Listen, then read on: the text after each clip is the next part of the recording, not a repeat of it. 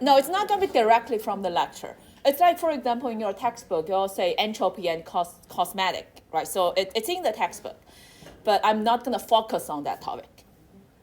So that's what I mean. So mainly focus on the lectures? I would say the material-wise, I will be focusing on the lectures, on things that we covered in the lecture.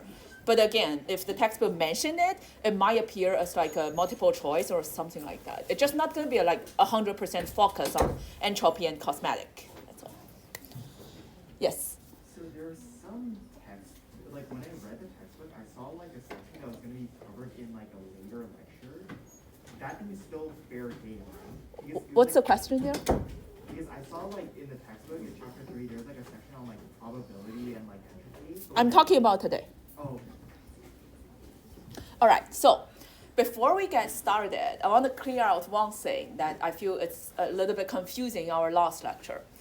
So in our last lecture, we were talking about calculating delta S. So remember, in our last lecture, we defined my entropy, or the differential of delta S, equals to dq reversible over T. So for any reversible processes.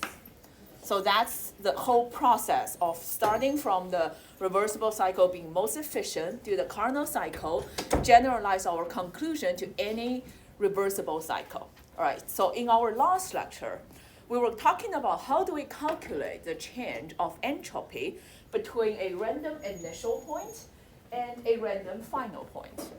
So in my last lecture, I sort of say, okay, if the process is irreversible, just build a reversible path. And I think that sentence confuses a lot of people because it's not very straightforward to say what exactly does it mean by building a reversible path. So here's the logic behind why we can do it and why we should do it and why there's like multiple ways to do it. It all leads to the same answer. So if we put it onto our common PV diagram, so y-axis is pressure, x-axis is your volume. So put it on a normal PV diagram.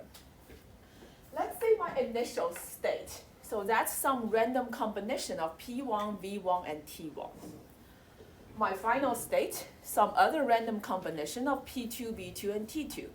Right? So for the same system, like a cylinder of ideal gas, you can imagine changing the temperature and volume and pressure randomly. Now, the reality could be complicated. I could have a cylinder of gas, I live there for 1 million years, and God knows what's going on in the whole process. But what we can control is something we can measure, which is what is my initial state, what is my final state. All right, so as long as we know what is my P1, V1, T1 in my initial state, and what is the P2, V2, and T2 in my final state. So these combination of the macroscopic properties like pressure, volume, and temperature, they define a thermodynamic state. And because entropy is a state function, so as long as we define the thermodynamic state of my initial and final point, my delta S will always equals to S2 minus S1. Doesn't matter how we get there. So when we say building a reversible path, we're just trying to make our life easier. So there are different ways you can build it. I'm just saying like on a PV diagram, you can say, okay, I want to keep my pressure constant and have a reversible volume increase by slowly increase the volume of my container, right? So that's something you can do. So that's called reversible isobaric. And once I reach my desired volume, you can reversibly decrease the pressure to get to my final point.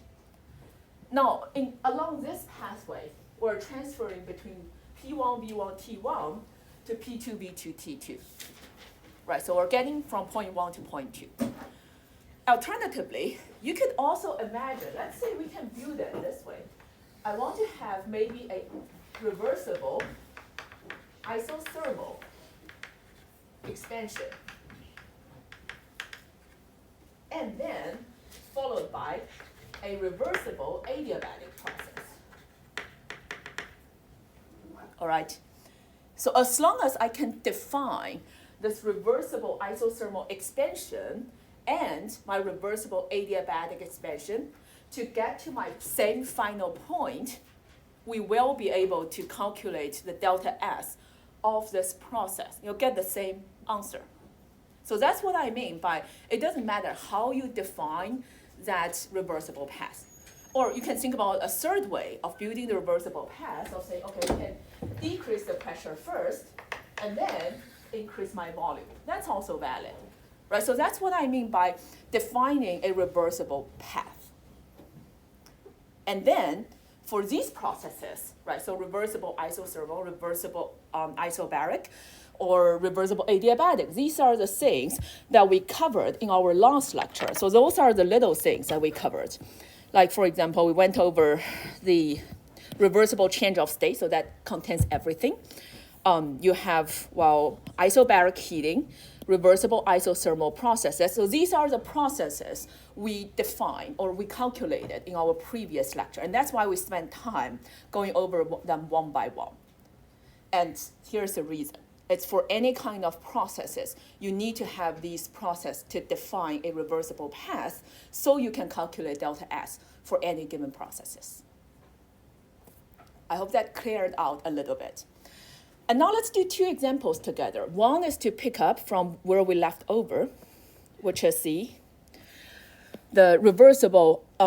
irreversible phase change.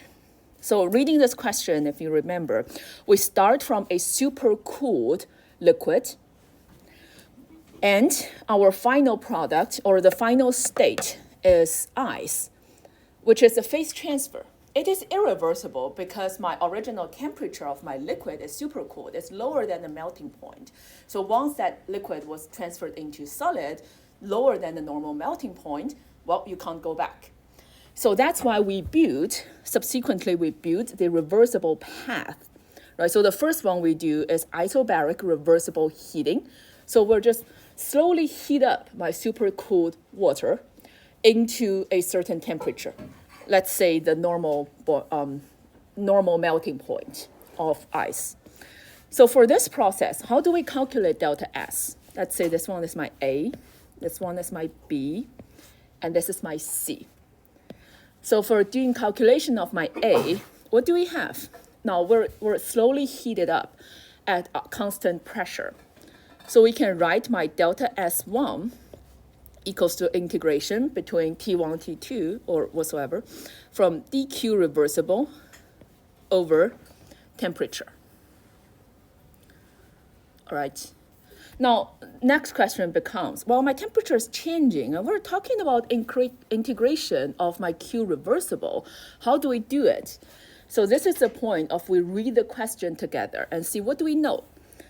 So, well, we have initial and final state. We have the average CP value, which is this one is the specific isobaric heat capacity. And what else do we know about the specific isobaric heat capacity? Now, this goes back all the way to the definition of heat capacities. So heat capacity for any process that's defined as dq of the process over dt. Or the other way to put it is we have dq of any process equals to C process dt. All right, so that's just using the definition of heat capacity, nothing fancy. And then we can plug in this one into our equation. So what does that become? Now this dq reversible then becomes my CP reversible. It's specific, so I need to time a mass and dt. Again, this is just using the definition of CP reversible. C for heat capacity of a process equals to dq of a process over dt.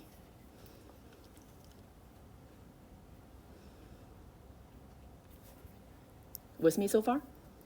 So then we can plug in the number to get to, okay, so I have my mass times my CP reversible, which is a number that's given in the question, dt. And then just plug in the numbers and solve it to an actual number. Yes. Yes. Where did the mass come from? Well, so mass comes from this one is a small CP, or if you look at the unit, it's, yeah, it's specific heat capacity. And the mass is given in the question. Yes. Or is it 1 over T though? Yes, it should be here. Thank you. All right. I'm not going to spend time plugging numbers, but this is how we set up the calculation. And again, if this is in an exam, you're running out of time, and getting it to this equation, you'll get 70% of your grade. All right, so try to set up as much equation as possible correctly. Don't spend too much time plugging numbers. Okay, moving on. Process B. This one, we have our reversible phase change. So this is something we discussed in our previous section, that for reversible phase change, we have delta H equals to QP, and it's reversible. So the delta S of the reversible phase change is effectively delta S equals to delta H over temperature. And C is just the same setup as my A, just my final temperature now is lower than the initial temperature.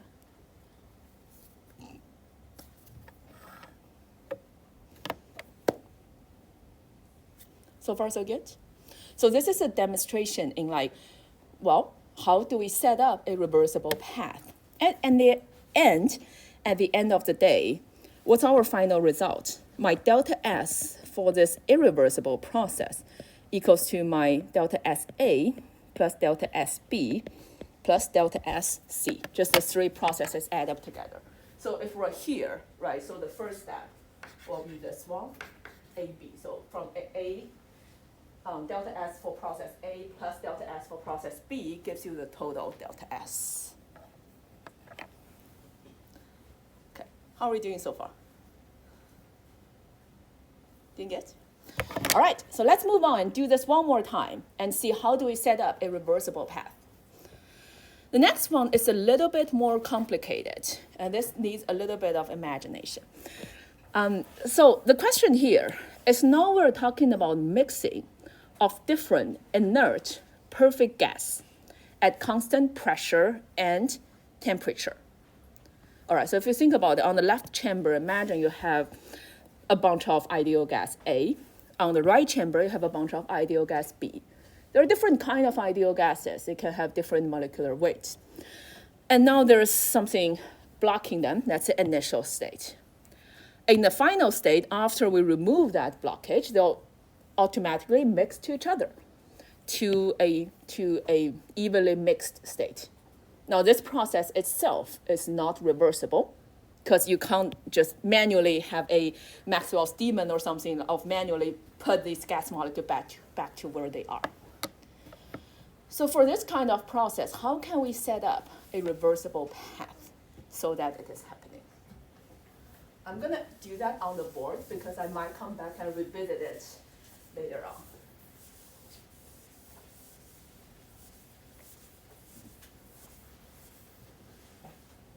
Okay.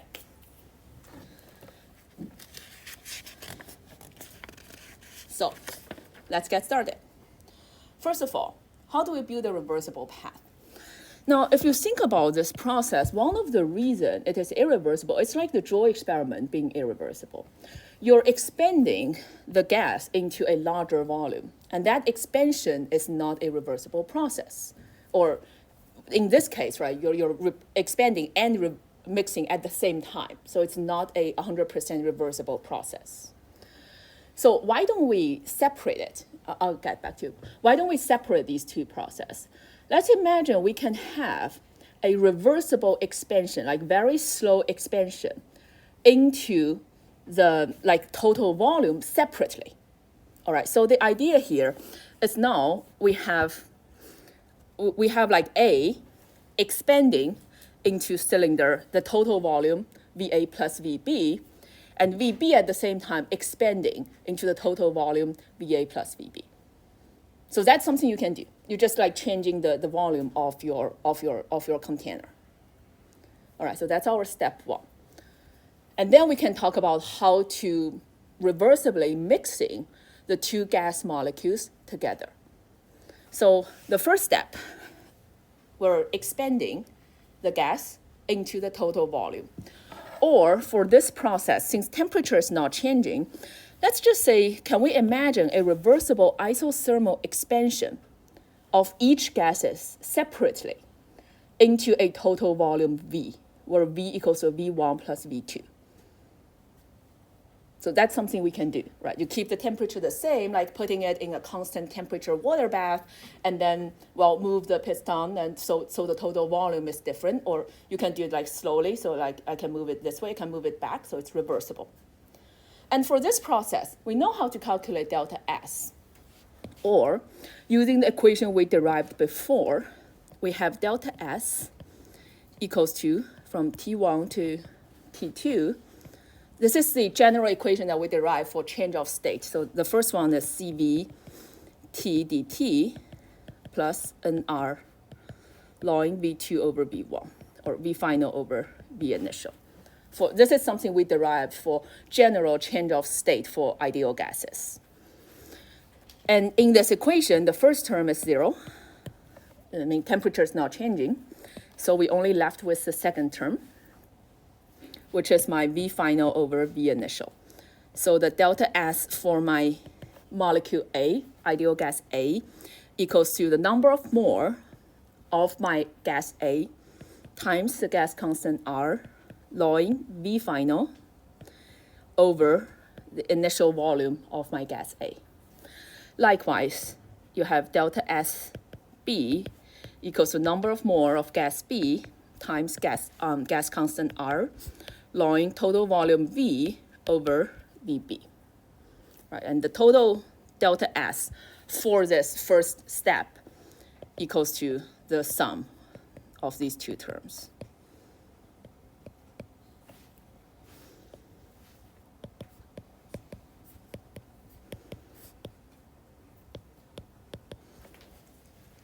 All right, so this one is, again, the first step we're doing is separately isothermally expanding the gas A and gas B into the total final volume. All right, that's first step. Now I have two cylinders of gas, both at volume V, and we're trying to mixing them in a reversible fashion. So the setup looks like this. We can imagine on the left-hand side, you have a chamber full of molecule A. On the right-hand side, you have a chamber full of molecule B. And separating these two chambers, you have a special kind of membrane that's only permeable to one gas or the other. So in this case, when moving the membrane around, we're just saying like in the middle, while we're moving the molecules around, in the middle, you can reverse the process of mixing because volume is not changing in this case. All right, so we're slowly moving the membrane around so that eventually we're getting a mixture in the middle. And these membranes, I mean, it doesn't exist in real life, like ideal gas doesn't exist in real life, but you can always imagine like there exists some kind of membrane that's theoretically possible, that's only permeable to your gas A or your gas B. So with that in hand, now we can think about what is the thermodynamic process for this reversible mixing. So in this case, what we know, it's isothermal. We can keep the temperature not changing by putting it in like a normal water bath. And in this process, since we're doing it reversibly, so only infinitesimal forces are applied, so work equals to 0, and thus my total heat also equals to 0 using my first law of thermodynamics, delta U equals to Q plus W. So for this reversible isothermal mixing of expanded ideal gases, this equals to 0. Yes? Yeah, I'm so sorry, why is work equal to 0? Because in this process, we're just moving it super slowly that only infinitesimal amount of force is applied at every step. So taken together, what do we have? We have an idea like to express the delta S of mixing of my ideal gases just equals to my delta S for my process A, which is expansion, isothermal expansion, plus delta SB, which is the isothermal mixing of the expanded gas. And this one is 0, so we end up to be NAR ln V over VA plus NBR ln V over VB. And since we're dealing with ideal gases, we can further simplify these equations a little bit. So with ideal gases, we have PV equals to nRT, and we also know V equals to VA plus VB. Or the other way to say is we can rewrite my VA as NART over pressure plus NBRT over pressure. We can say this one is NA plus NB times RT pressure.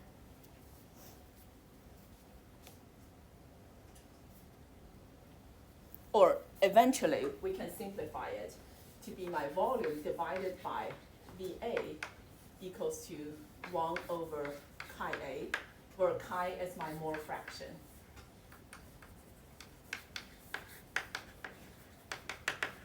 Or the number of mole of A over number of mole of A plus NB, or N total.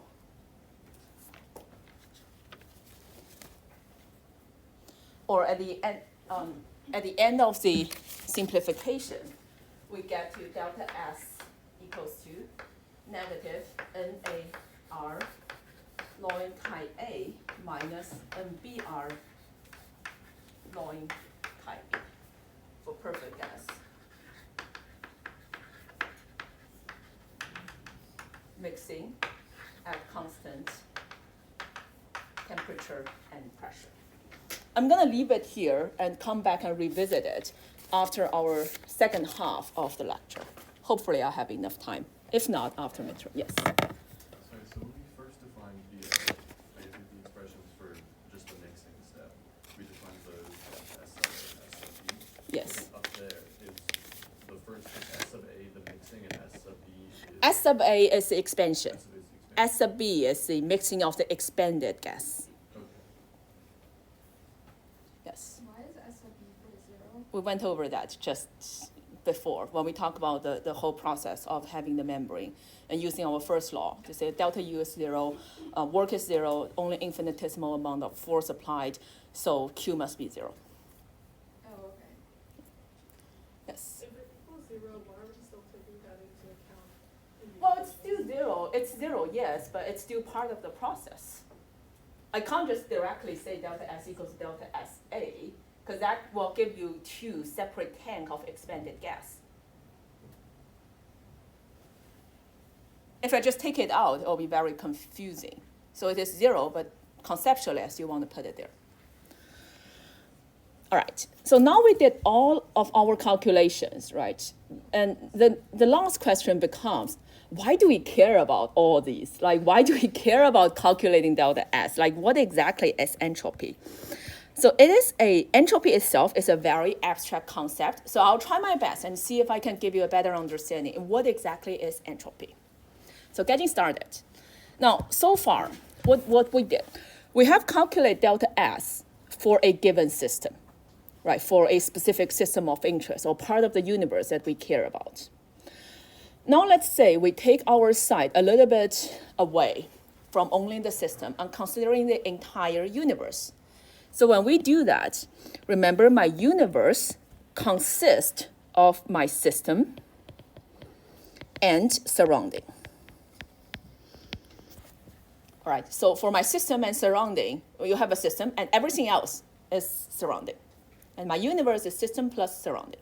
Or the other way to put it, my delta S is extensive, so it's being extensive, meaning you can add things up, right? You have 2 cups of water mixed together. The total volume of that new cup of water is volume 1 plus volume 2. So the total entropy of the universe equals to the or the change of entropy of the universe equals to change of entropy of your system plus change of entropy of your surrounding. So far, so good? And now let's think about the delta S universe for all reversible process. Now assuming in our universe, only reversible processes can take place, which is not true. We know it's not true. But let's just assuming we only have reversible processes. Again, that means all heat flow are reversible. The heat flow from and to the system will have the same magnitude because you want to be able to reverse it at any time. So what does that tell us? So for an all reversible process, we have the S universe equals to the S system plus the S surrounding. This is true because we know S universe equals to S system plus S surrounding. And that equals to the Q reversible of the system. Now, for all reversible processes, the amount of heat flow from your system to the surrounding is equal to the amount of heat coming from the surrounding to the system. Because it's reversible, it doesn't matter in which direction we're flowing, the magnitude must be the same. Or the other way to put it is that for all reversible processes, you have the Q system equal to negative of the Q surrounding.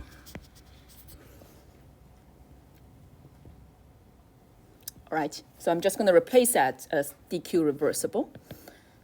And that just equals to negative dq reversible over temperature, and that must add up to be 0. So for all reversible systems, or for all reversible processes in our hypothetical universe, we have delta S of the universe equals to 0 for all reversible. Which is actually a little bit sad, because only reversible processes can take place, means like nothing real can happen. Okay, so that's for reversible.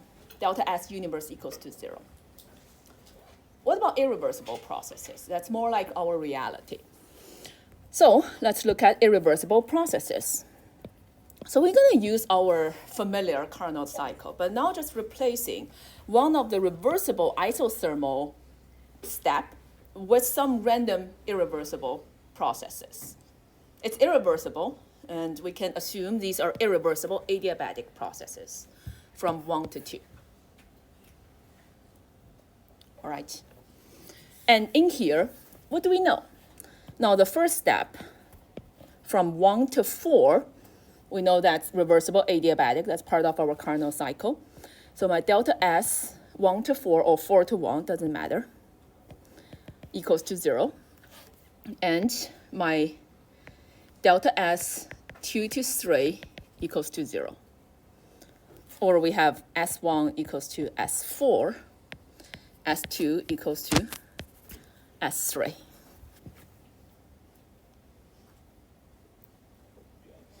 And for the entire system, we have my delta S equals to S2 minus S1.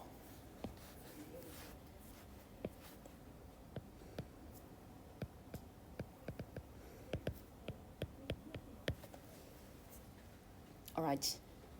So in this case, what else do we have?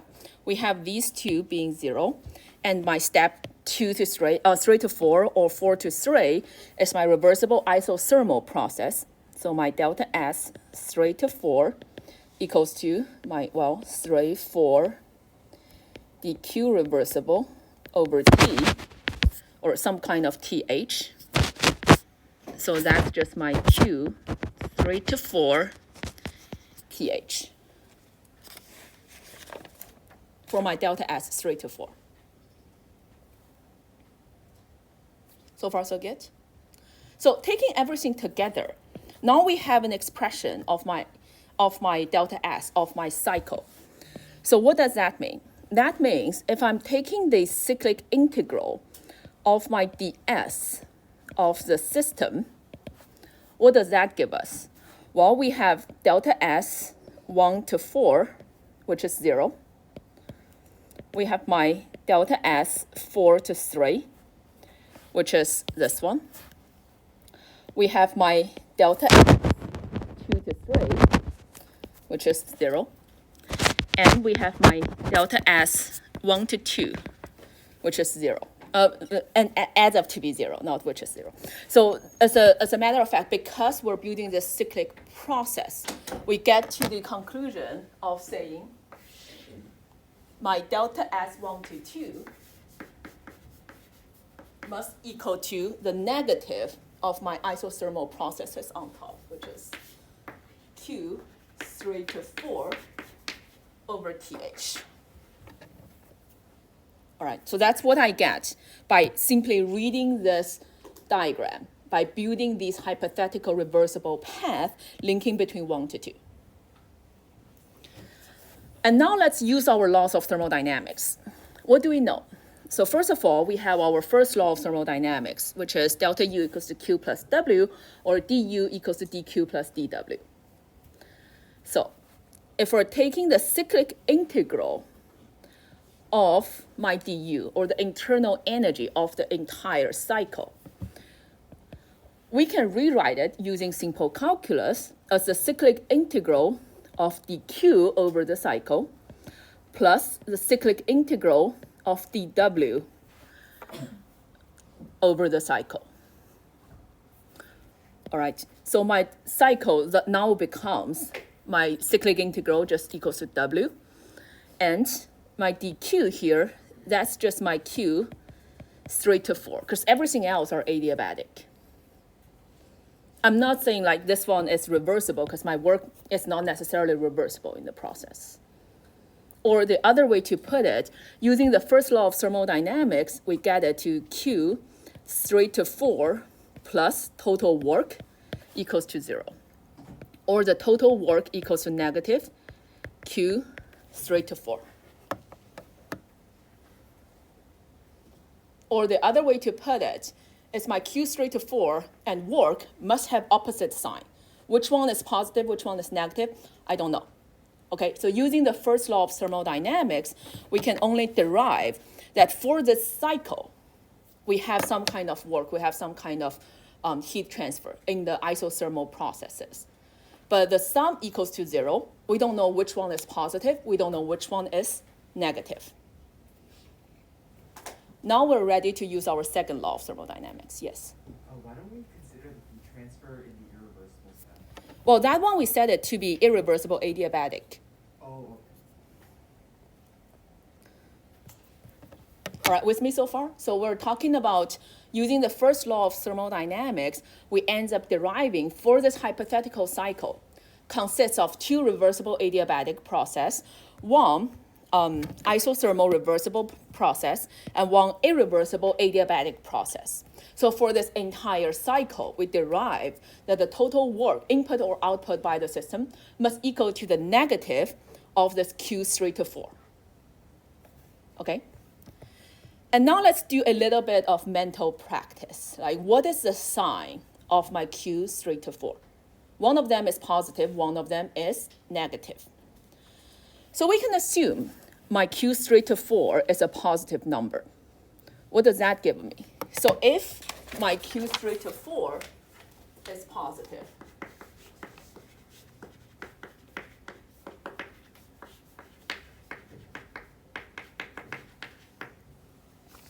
so what does that mean? So Q3 to 4 is positive, means my cycle is absorbing heat from the surrounding. Can you see it if I write it here? Okay, so this tells me my system absorb heat, right? And consequently, I'll have a work equals to negative Q3 to 4, which is negative. Means my system is doing work on the surrounding.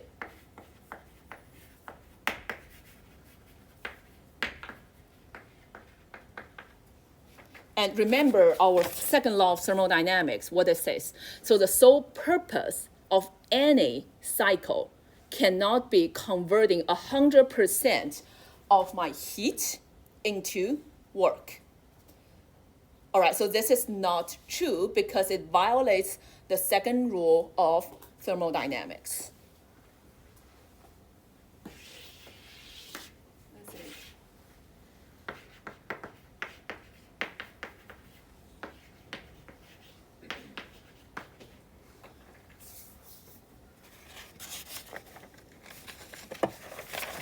All right, so we were left with no choice.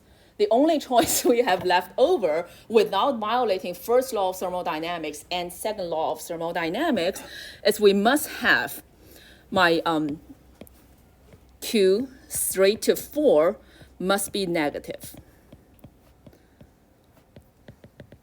So if my Q straight to 4 is negative, oh, that's fine, right? So the surroundings doing work on my system, and my system converting that amount of energy into heat, that's okay.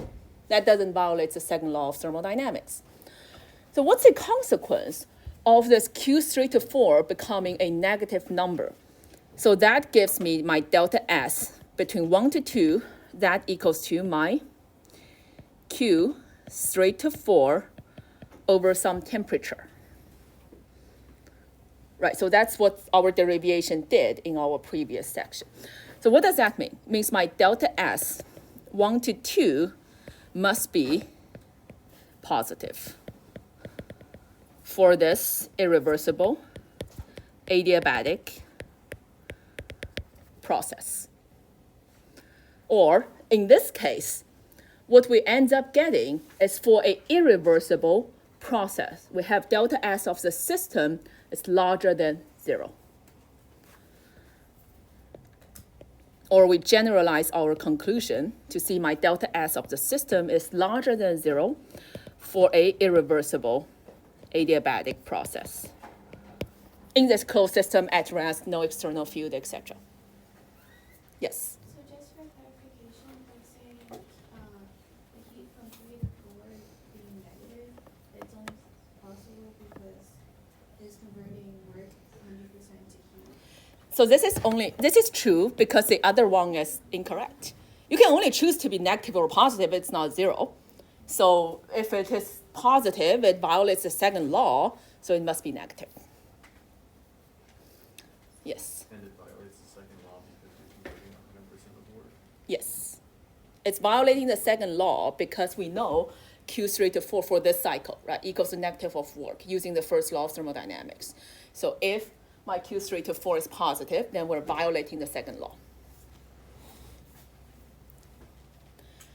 All right. So in this case, we can then further generalize our process of considering my entire universe being a system. Again, system is just something we arbitrarily assign to say like, okay, we just care about this part of the universe, that's my system. But if I care about the entire universe with irreversible processes taking place, we can generalize this conclusion to say the total delta S of the universe must be positive as long as there is an irreversible process taking place. So in this whole process, we've been using my first law and second law of thermodynamics. And remember, we start from a description of second law of thermodynamics, which is super long. So now we're ready to give my second law of thermodynamics a slightly easier to remember form. So it's the same thing. It's the same idea. But if we're thinking about the second law of thermodynamics, if you ask ChatGPT, I'll give you this. So the second law of thermodynamics, it's stating the delta S of the entire universe will always be greater or equal to 0, where that equal takes place for all reversible processes. It's generally true, without any limitation now. All right. And in this case, further, like what is S, right? So we were talking about delta S of the universe, always larger than or greater to 0. Now we're trying to define what is S. So the dq reversible over temperature is the differential of a state function, an extensive state function, S, that has the property of delta S universe always larger than or equal to 0 for all processes. All right, so in this case, it's the same as what we did before. It's the same second law of thermodynamics. We're just giving it a, well, simpler definition or simpler version of remembering it. Okay. But that doesn't answer the question of what exactly is entropy. Now we know that entropy, well, the change of entropy always increase for anything that's irreversible, right? But how do we link reversibility with something you're more familiar with in real life? So that goes to a link between entropy and equilibrium. So here's the thing. I'm going to make this statement first, and then we'll rationalize using a figure. So the statement says thermodynamic equilibrium of an isolated system is reached when the system's entropy is maximized. So what does that mean? It means if we're plotting entropy as a function of time, all right? So when my entropy is maximized at that crossing point, at equilibrium, you can only have reversible process taking place, because at equilibrium, there's no real macroscopic changes taking place, right? Like you have melting of ice at your normal melting point. Like it's very easy to reverse the direction of that kind of transformation. So in this case, at equilibrium, we say that ds equals to 0 at equilibrium when only reversible processes taking place. All right. Or the other way to put it, if we're looking at the delta S for processes at equilibrium, or if I take like this one, right? So post-equilibrium, so the delta S equals to 0 for these reversible processes for equilibrium. All right. And what about prior to equilibrium? So prior to equilibrium, we have ds larger than 0. So prior to equilibrium, my system is still changing. It's changing its state, right? Like what we did before, you have supercooled ice, you have supercooled water, it's freezing into ice. For that irreversible processes, my delta S is a positive number. And again, in here, we're talking about delta S of the entire universe. I'm not saying delta S must be positive for any system. It's like considering the entire universe, that's true. So in here, delta S is larger than 0 for irreversible processes prior to equilibrium. Or delta S is larger than 0.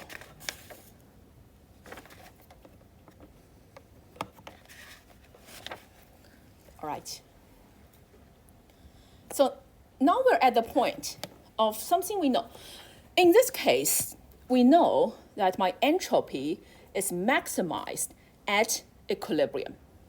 Now, thinking about mixing of our two ideal gases, what else is maximized at equilibrium? So I'm going to go back to our example there. I'll skip some review slides. So these are just review of what we did before.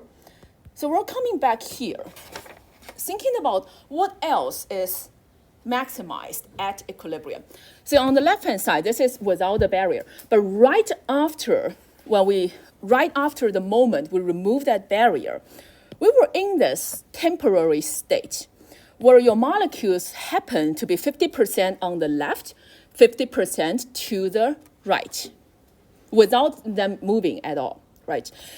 But if we give it enough time, when your molecules are moving around, now it has 50% chance of staying left and 50% chance of moving to the right. Or the other way to put it, this intermediate state is a low probability state, while the final equilibrium state is my highest probability state.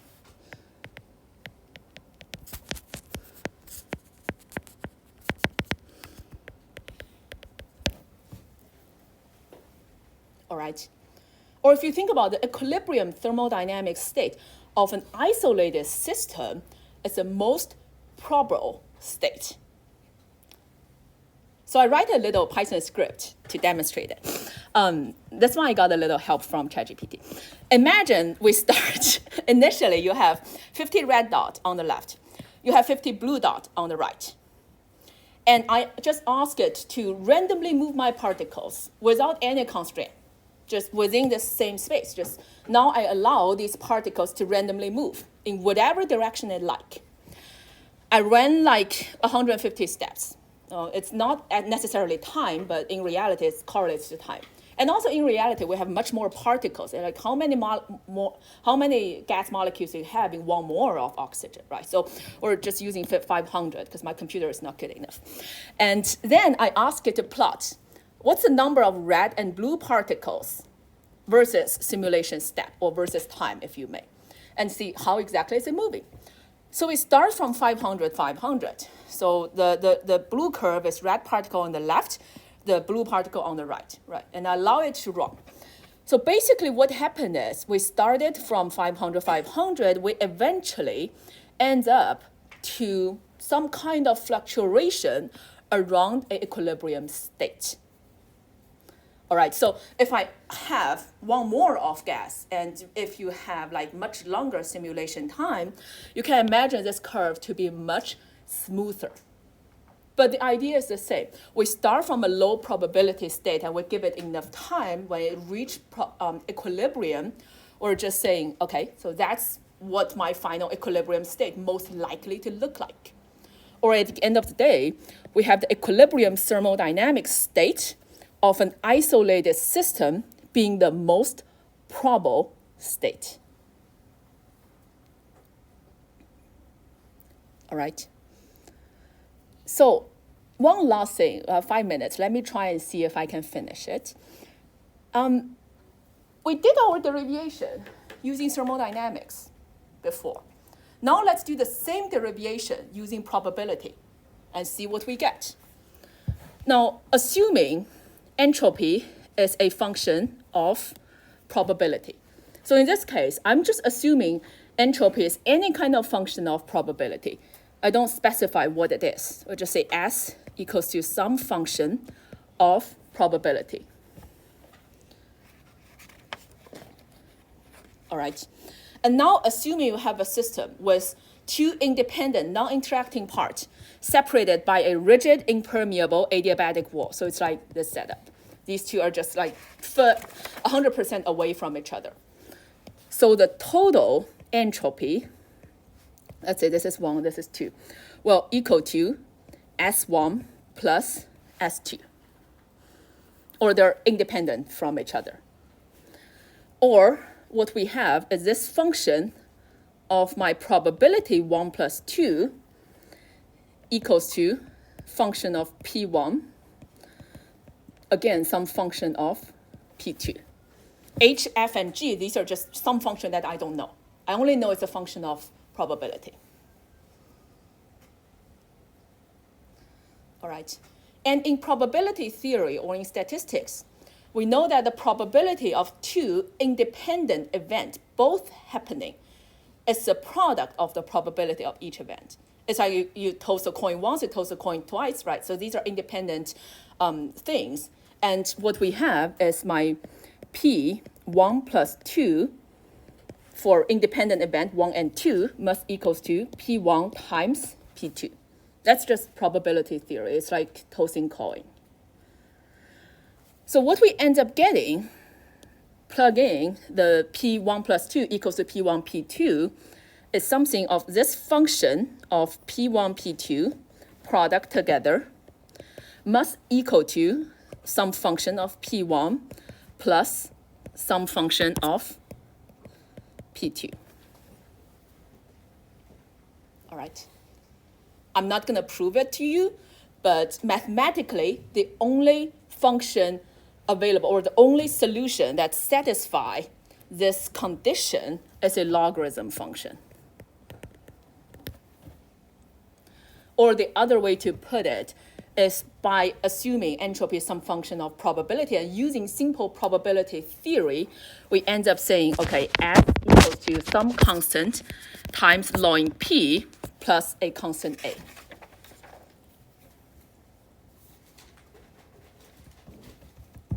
So far, so good. So now with this in hand, I want you to go back and try apply that into our ideal gas mixing question again. So remember, we know that S is a function of K lawing probability, not pressure. And we know the number of mole of your species in left and right chamber, right? We're mixing them together. I want you to go back and try it yourself. We'll do this again. We'll do this together in our Monday lecture just to finish it up. But you can try it yourself and see what's the final expression you get and how does it connect to the thermodynamic result we're getting. Again, this should be exactly the same result. Doesn't matter how we calculate it. Most important take-home message on entropy. What is entropy? It's a form of probability. All right, it's a form of what's the probability of a thermodynamic state to exist. All right? Okay, I'll see you on Monday. I posted everything you need to know for our midterm exam. I also posted a previous midterm exam, so you can go in and check it out. And I'll see you on Monday.